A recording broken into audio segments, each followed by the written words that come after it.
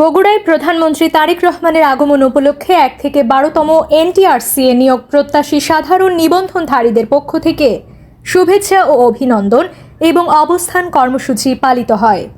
সোমবার 20 এপ্রিল সন্ধ্যা 6টার দিকে শহরের আলতাফুন্নেসা খেলার মাঠে বগুড়া জেলা বিএনপি আয়োজিত জনসভাস্থলে অবস্থান কর্মসূচি পালন করেন 1 থেকে 12তম এনটিআরসি নিয়োগ প্রত্যাশী সাধারণ নিবন্ধনধারীদের একটি দল। 1 থেকে 12তম নিবন্ধনধারীদের নেতা মোহাম্মদ আব্দুল মমিন পলাশের নেতৃত্বে অবস্থান কর্মসূচিতে রংপুর, রাজশাহী সহ সারা বাংলাদেশের শত শত নিয়োগ বঞ্চিত সনদধারী অংশ নেয়।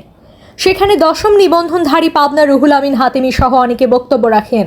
অবস্থান কর্মসূচিতে বক্তারা বলেন, 15ই জানুয়ারি 2026 প্রধানমন্ত্রী প্রতিশ্রুতি বাস্তবায়ন ও নির্বাহী আদেশে নিয়োগ চাই। তারা আরও বলেন, দীর্ঘদিন থেকে ঢাকার বিভিন্ন স্থানে আন্দোলন ও লড়াই সংগ্রাম করছেন দাবি আদায়ের লক্ষ্যে। 1 থেকে 12তমদের হাইকোর্টের রায় ও সনদের মেয়াদ থাকা সত্ত্বেও এনটিআরসি এর নতুন কালো আইন তৈরির কারণে তারা নিয়োগ থেকে বঞ্চিত হয়েছেন। সম্প্রতি 1 থেকে 12তম নিয়োগ বঞ্চিত সনদধারীদের পুনরায় বাছাই পরীক্ষার নামে বাদ দেওয়ার গভীর ষড়যন্ত্র করছে এনটিআরসি বলেও বক্তারা জানান। নিউজ ডেস্ক, ঘোড়াঘাট এক্সপ্রেস।